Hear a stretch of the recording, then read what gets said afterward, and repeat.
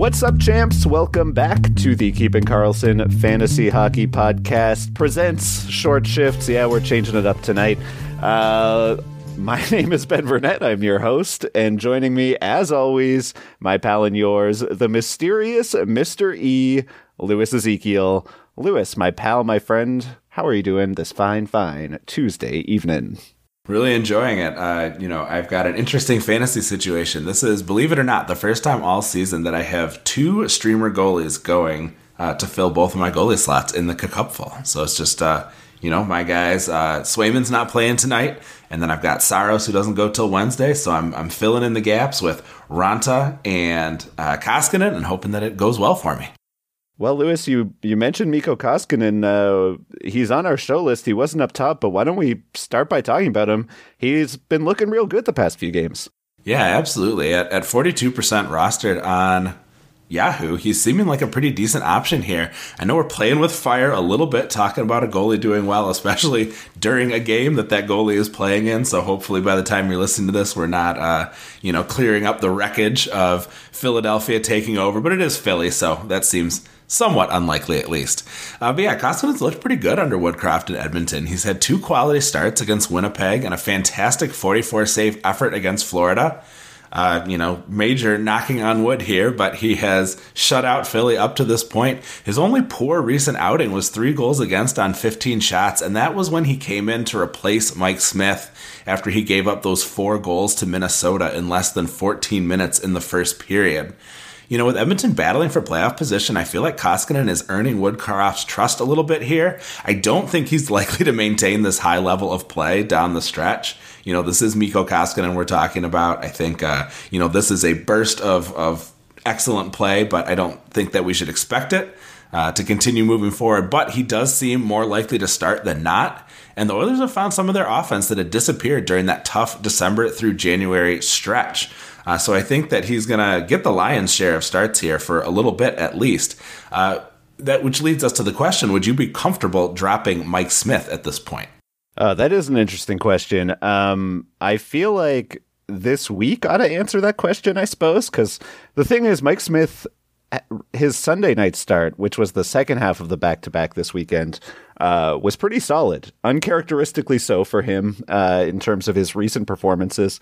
And, I've ridden the Mikko Koskinen train up and down the roller coaster this season and before. I just, you look at the full season numbers, a .904 save percentage on the year. Mike Smith's full season numbers also bad. I just don't really trust either of them. I'm hoping I don't have to count on either of them down the stretch.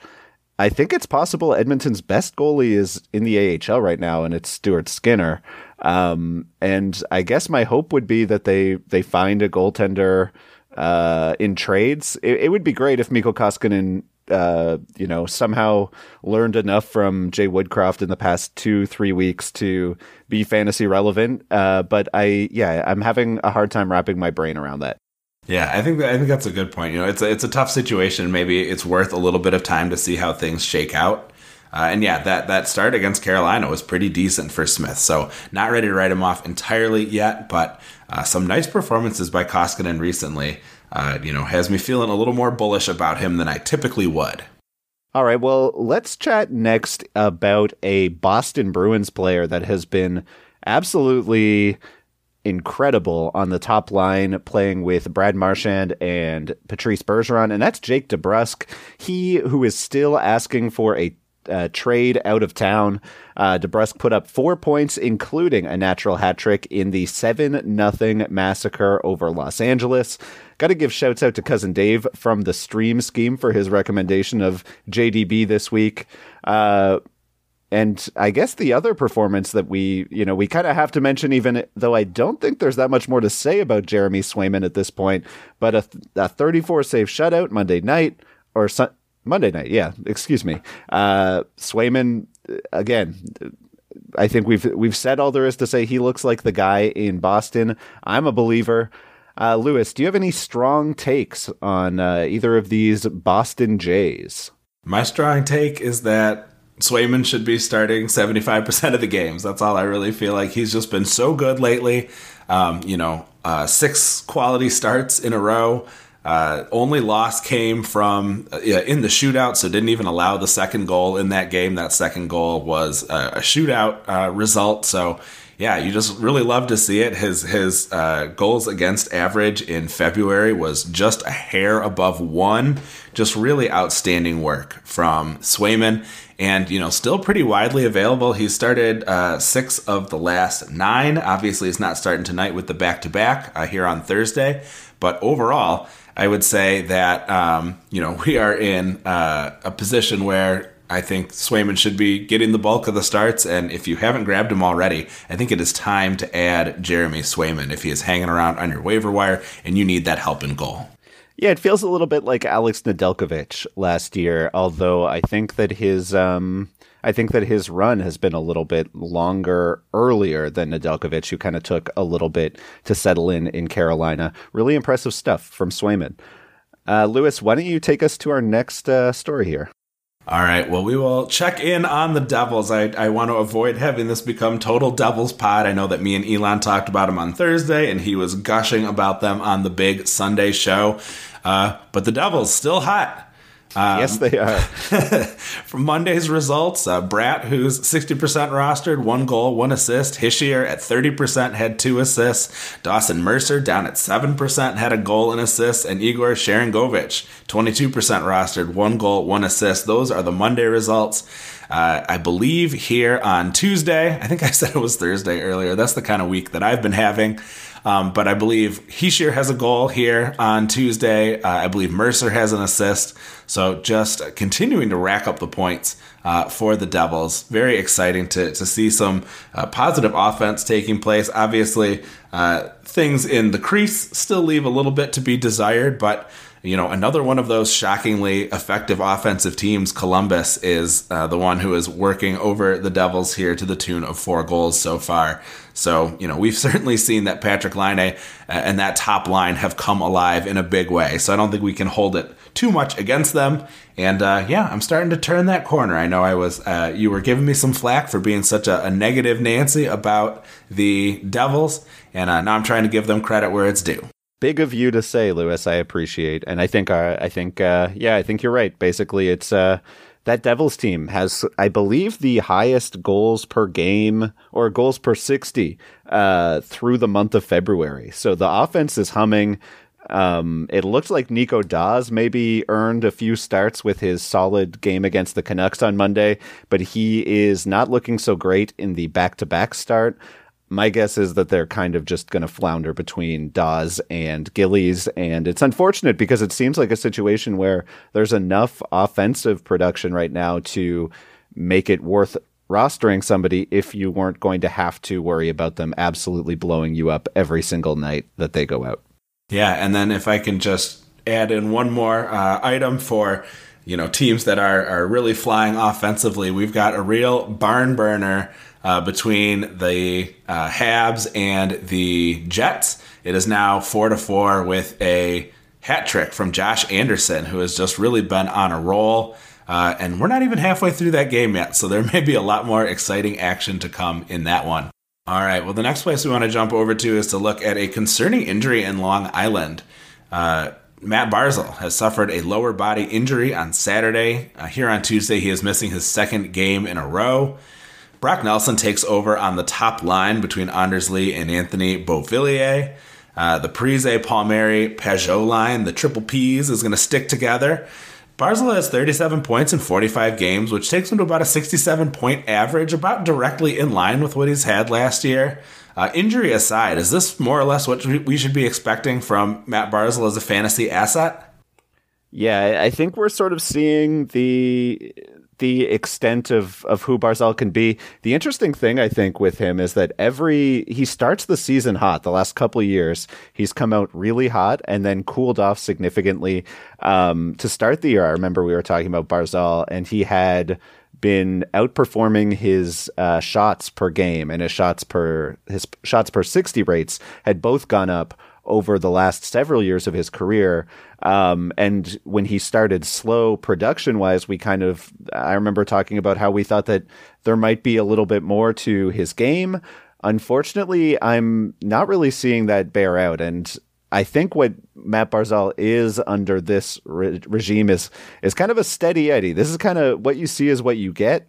65 to 75 points, depending on percentage swings, seems to be in order for Barzal until we see something that allows him to unlock another level. We've talked about Barzal a lot, really talented player, but unfortunately not somebody who seems to be able to put it all together for fantasy just yet.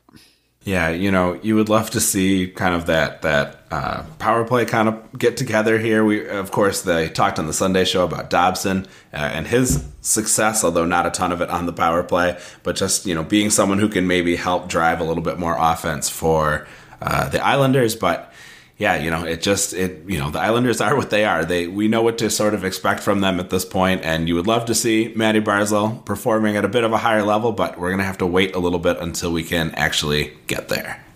And Lewis, we have one more injury we wanted to talk about tonight in Washington. Fortunately, not unfortunately, this is an outjury situation. Vitek Vanacek returned to the Caps lineup, spelling Ilya Samsonov after the Leafs blew Samsonov up in the first period of their Monday night win. Vitek was solid the rest of the way, though, saving 16 of 17 shots after coming in cold. This was his first game since February 1st. Saddled with the loss because he allowed that one singular goal after the Caps had tied up the game. Seems a little unfair to me. Seems like more of a Samsonov loss. Interestingly, looking back over the last month, you can see there were a few spots where Samsonov racked up a couple of quality starts, but right before Samsonov was able to take over because of Vitek's injury, Vanacek had begun to pull away as the starter for Washington. I think that my takeaway here, and I don't know that it's changed whatsoever from what it was coming into the season and what it's been since early last season, is that this is a team where the goaltending value is bound to fluctuate back and forth depending on who's, it could change drastically every 10 to 15 games for the rest of time, or at least until Samsonov figures it out and can become the prospect. He can develop into the goaltender that people thought he was when he came over as one of those highly touted Russian goaltending prospects. Yeah, definitely among the Russian IS goalies who have come out in the last couple of years, you got to put Samsonov at the bottom of the list compared to what we're seeing from Igor Shesterkin and Ilya Sorokin. So, I think it's been a bit of a surprise, I think, honestly, to see how much Vanacek has pushed him. I don't think anyone really expected that as of, a couple seasons ago. And Vanacek has been outplaying him so far. I think that he has deserved the starts that he's been getting and maybe even a little more. But yeah, I think, there is some long-term hope that Washington will see Samsonov develop into the goalie that they hope they could have, but it hasn't come along as quickly as a couple of the others. Lewis, coming up, we're going to talk about a couple of hot streaks and a cold streak. You're listening to Short Shifts. Welcome back to Short Shifts. And Lewis, we're going to hop right into the streak section. And I wanted to start in Toronto, where I wanted to say Matthew Bunting. And I know that that's not correct. I'm just seeing Austin Matthews' name next to Michael Bunting's because Bunting has been on that top line in Toronto, playing with Matthews and Marner, and he put up a 5-point game on Friday, giving Bunting now 8 points in his last 4, up to a 63-point pace on the season, shooting 16%, which looks high, but it does seem like it's a mark that he's capable of sustaining given the first 100 or give or take games of Bunting's career. Appears to be a higher level shooter than the average. There are some slightly, I don't want to say concerning numbers under the hood, reasons to think that 63-point pace is a touch high for Bunting, I guess is the best way of putting it. Specifically that even strength shooting percentage, which is up over 12%. That's much more likely to finish in the 9 to 10% range. As an example, Austin Matthews' on ice shooting percentage is at 10% on the year. I don't see a particular reason to think that Bunting would be able to rise that to historic levels, like, Ovechkin's best season and one that he's never been able to repeat is up above that 12% mark. So very unlikely to be sustained. But even factoring that in, it's not really I'm not seeing a super significant drop when you really crunch those numbers. Probably Bunting is a 55 to 60 point guy who can play above that given percentage runs and given streaks. So yeah, I think that there's a lot to like about Michael, don't call me Matthew Bunting. And if you're holding him from a stream, I think he's a hold for a little while now. Yeah, I have to admit, I dropped Bunting in a shallow league on the Thursday before that barn burner 17-goal game with the Red Wings, and just have been absolutely kicking myself ever since. You know, the thing about the Leafs is they really have that explosive potential. There's a few teams like, you know, we've certainly seen Florida be able to do this, Colorado at times, where they've just been able to put together an absolute mountain of offense that gives those players, like you said, with those percentage swings, you know, one game can take that pace and really make a significant change to it. So I don't know if we want to put, you know, like you said, I think you were right to be a little more measured in seeing what his pace could be moving forward, given that, you know, the Leafs are not going to score 10 goals in every game. You know, as exciting as that would be and as great of a third period viewing as it ended up being. Yeah, but I think definitely an appealing ad, you know, playing with, you know, two superstars, you know, that is a very enviable third wheel spot to have for a player.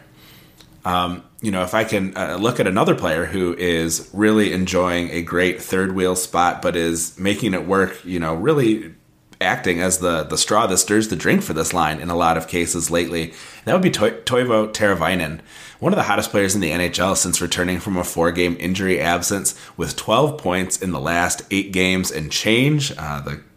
Carolina is playing tonight on Tuesday, where Teravainen has an assist already.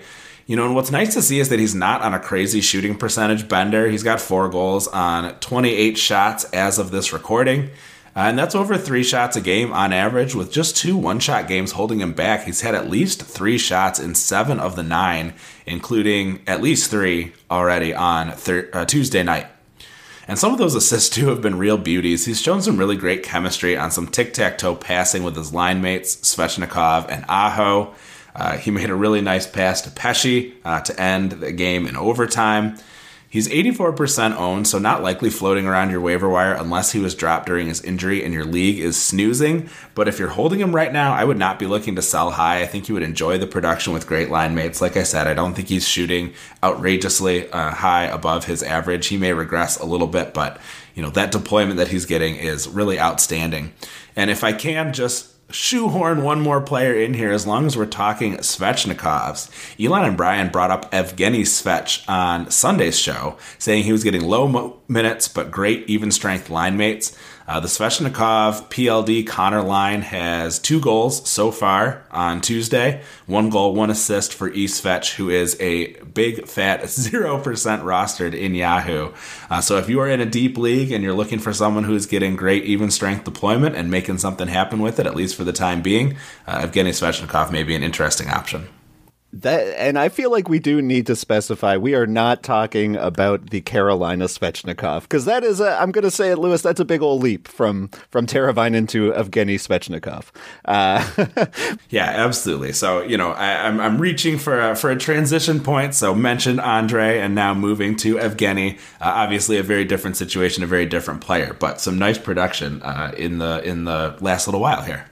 The one thing I do want to say about Teravainen is when you look at his full season numbers under the hood, everything looks very sustainable. And when you look at his full season pace, 75-point pace, very much in line with his classic seasons. I think really nice to see that bounce back after a much slower 60-point pace last season, where he missed a substantial amount of time, I believe, with a head injury and came back outside of the top power play unit. I think we're basically just seeing what we kind of can expect from Teravainen. It's that classic bounce back season, and it's really good to see after a slow start or a slow return from injury last season. Just always good to see a player come back and play well after suffering kind of a challenging head injury. Lewis, I am going to jump over to Washington next for a cold streak And talk about Nicklas Backstrom, who it's not so much a cold streak. I mean, he has 2 points in his last 2 games. So, maybe a sign of positive things to come. But if you look at the full season numbers, Backstrom has put up 16 points in 22 games so far this season since returning from injury and, dealing with COVID in there as well. But that puts him on pace for the lowest point total of his career, which could partly be age. This is Backstrom's 15th NHL season. He's 34 now. But Backstrom was brought up in the Keeping Karlsson Discord group, and Elon theorized his value is dropping the longer he stays away from Alex Ovechkin. I definitely think that both of those factors are possible contributors here. I mean, it's obviously not ideal for Backstrom to not be partnered with Ovechkin at even strength and on the power play. They have looked pretty solid on the power play together, of course. I think the biggest impact for Backstrom, though, is that his average time on ice has dipped to a career low 1745. This is the second year in a row that he's seen roughly a 1 minute drop in ice time. So beginning to sort of see the brakes pumped on running Backstrom into the ground in Washington. Last year, though, he was able to put up a 79-point pace by putting up an inflated shooting percentage and pacing for 32 power play points. As I mentioned, those power play numbers this season are pretty solid, but they've certainly dropped. I think he's on pace for 26 power play points now, and the shooting percentage has come back down to earth, probably a little bit unlucky and something that I would expect to turn around a little bit the rest of the season. For that reason, I think Backstrom is fairly unlucky, and I think that the fact that he's working his way back from some serious injuries deserves some play here. I think it's likely he finishes closer to a 70-point pace than 60, which is reassuring in some leagues, like deeper points leagues. But I think that this is a troubling trend for Backstrom, is that he's always been a one-dimensional player in multi-cat leagues, and I don't think that the slight bounce back that I'm predicting here will do much to fix that issue. So I will say that he is probably not worth rostering in shallow banger leagues and maybe, 12-team leagues as well until he starts to click. And at that point, if he does turn this little 2-game point streak into something a little bigger, I think he's probably becomes a lot more interesting. So a little down on Backstrom right now, but hopefully somebody who can recoup some value moving forward. Yeah, and he's kind of had that regression from last season where he was so spectacular and so surprising that sort of we all expected. But yeah, a little worrisome, and I think something to keep in mind, we're starting to head down into the end of the season. There are some probably teams that are looking forward to next season. Baxter might be one of the guys moving down your draft list as you are developing it during the off season. One more player I would love to discuss before we head on out of here is Tanner Pearson over in Vancouver, one of your more widely available hot streak players. He's on a nice little run with 6 points in the last 5 games and has broken through with some high volume shot games here and there, which was not really part of anything that he was doing earlier in the season where it seemed like it was mostly 1s and 2s. He had 5 against Seattle and 4 against the Rangers, although they were interspersed with some 1-shot, 2-shot games in there. He's lined up alongside Connor Garland and JT Miller, who is one of the hottest Canucks forwards of the moment. Still seeing that second power play minutes down below 30% of that available power play time on ice. And he's scoring on way more shots than he showed, with 4 goals on 13 shots during these last 5 games. He's an all right ad if the other hot streakers are taken. And if you're in a bangers league, he's added at least 1 hit in each of the last 9 games. So there's a little bit of extra value you might be able to get out of him. So, not the most exciting, not the sexiest ad available, but certainly someone who's been on a nice little run for Vancouver and a potentially interesting option for you to stream in and then right back out as your schedule demands. You mentioned JT Miller as somebody who's one of Vancouver's hotter players, and I'll go ahead and say if you roster Tanner Pearson, you will be rostering somebody who is on a line with the player who ruined Mike Cupful's season last week. So yeah, maybe that'll be enough to sway some folks into hopping on the Pearson train if they like to rub my face in the misery a little bit harder. Lewis, a big screw you to JT Miller then. I love JT Miller. I just don't love what he did to my fantasy season last week. Lewis, that is all of the time that we have for this evening. I want to thank everyone so much for listening and all the support. And Lewis, I want to thank you for hanging out with me. I look forward already to chatting on Thursday. Absolutely. It's been a blast. Thanks, everybody, for tuning in. Please be sure to give us a follow at Short Shifts KK. Brian and Elon are at Keeping Carlson, and Dave Betton of Stream Scheme at NHL Stream Scheme. We love to hear from listeners. Definitely recommend that you follow at Game Day Lines, at Game Day Goalies, and at Game Day News. And please visit the great sites where we research our episodes at Yahoo, Frozen Tools, and Natural Stat Trick. Our intro and outro music was created by Pat Roach. And until we see you next time, play smart and keep your shifts short.